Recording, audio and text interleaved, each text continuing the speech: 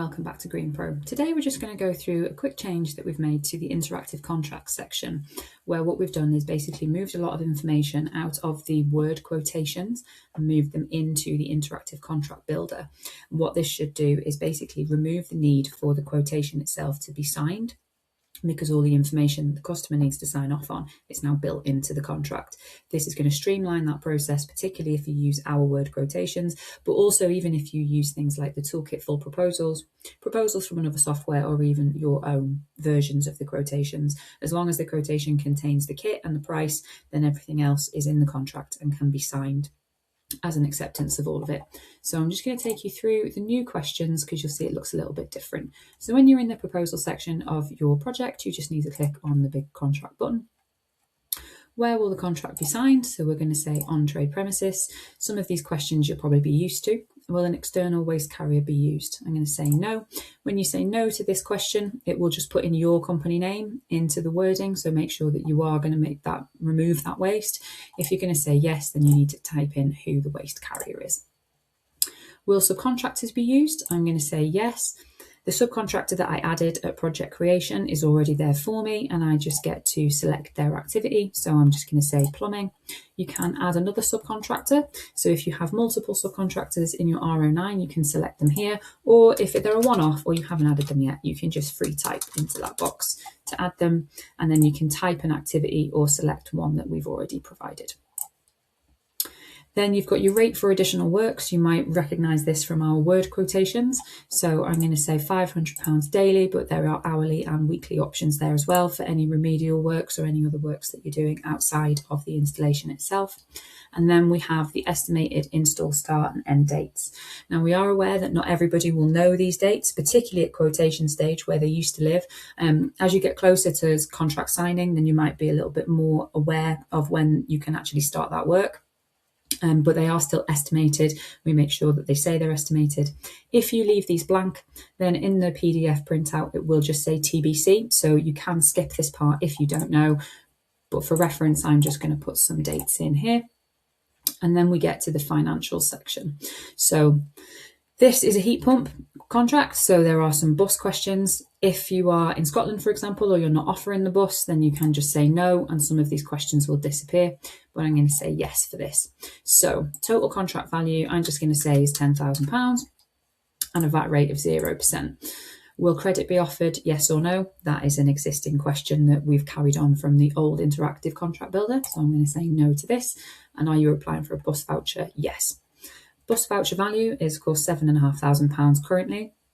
And then you get asked a question of how you're going to use that bus voucher. So are you going to deduct it from the total contract value, or are you going to refund after redemption? There is legislation coming in that is going to mandate how this happens, which will be deducting it from the amount due. But at the moment, we know that some people do offer it as a refund after redemption. There is a little bit of information there as well for that. So if I'm going to deduct the bus voucher from the amount due, that gives my amount due from the customer as £2,500. If I'm going to refund after redemption, then obviously the customer would pay total contract value up front. So I'd click on that and it gives the amount due from the customer of that.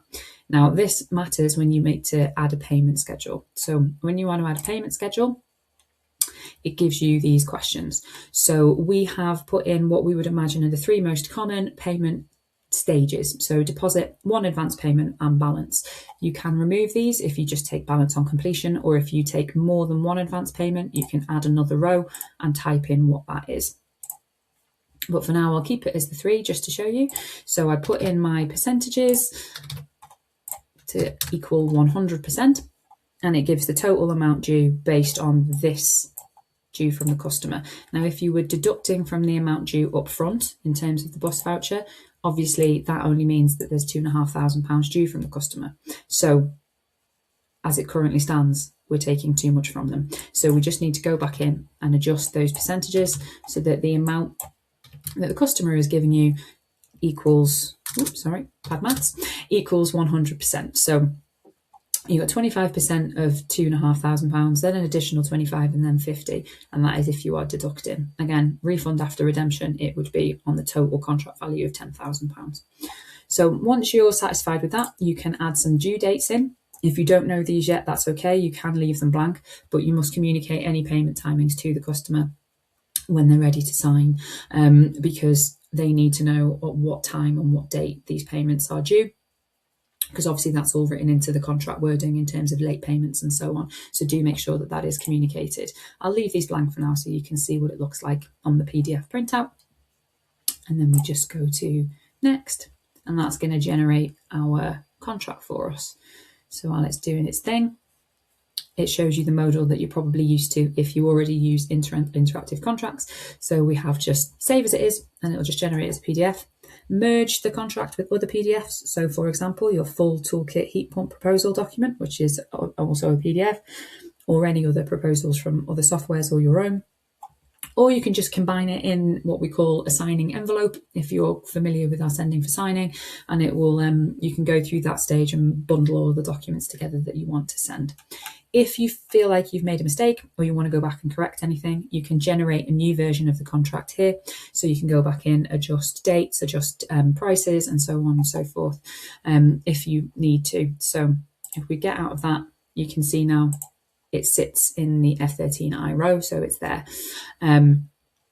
If you wanted to generate a new version, you've already cleared out of it, but you need to go back and change it, then just click on this again. This box will reappear and you can generate a new version, but it will open up at the end. So you'd have to opt to generate a new version if you wanted to make any changes. So I'll just show you now what this PDF looks like. So once the PDF opens, this is what it looks like. It will have your logo here. And it's very much the contract that you had before. We have moved some information from the quotation into this contract, so that again, that your quotation does not need a signature. But what will happen is you'll have all of the information in here that would have been either in the contract or in the quotation before, all the information that is needed. If you scroll down to the very bottom, we've got grant information here. So because you said you're applying for bus, this information now sits here. If you'd said no to bus, this information about bus would not be included. And then we have this new section here, which is section 19. So contract value, payment schedule, and timetable of works. So as you can see, it's got my total contract value, the deduction of the bus voucher up front, which means the customer contribution is £2,500 inclusive of VAT. Then you've got your payment schedule. I didn't put any due dates, so you can see that they are all blank. But what it's given the customer is the amounts that are due based on their customer contribution. Obviously, if you were refunding after redemption, then these would be slightly larger. But this is the option that I've chosen to go for here. We've got our timetable of works, estimated install start date, because we know that those are always subject to change based on weather and other factors. Your rate for additional works, if it's ever relevant, sometimes it isn't. And then your subcontracting section, which is, telling your customers who is going to be there at their property and what they're going to be doing. That is also a key thing under the new MCS installer operating requirements and cost of commitment as well. So all of that is there, and then the contract signature is still as it was. So all of the details of your business and obviously your customer ready to go, and then the cancellation form still sits at the end there. So it looks slightly different than it did before, and it's got more information in it than it has done before. But what we think this will do is streamline the process so that when you're combining your contract with your quote, whether it's from Toolkit, whether it's our Word version, whether it's another version from another software, or even your own internal quotation, it just means that only the contract needs to be signed, and the quotation will just detail the price and the kit, and basically referring you to the contract terms, or referring the customer to the contract terms. So we hope that this streamlines the process a little bit for you. Obviously, if you've got any questions, of course, our consultants are always on hand, so do give us a call. And thank you very much for watching.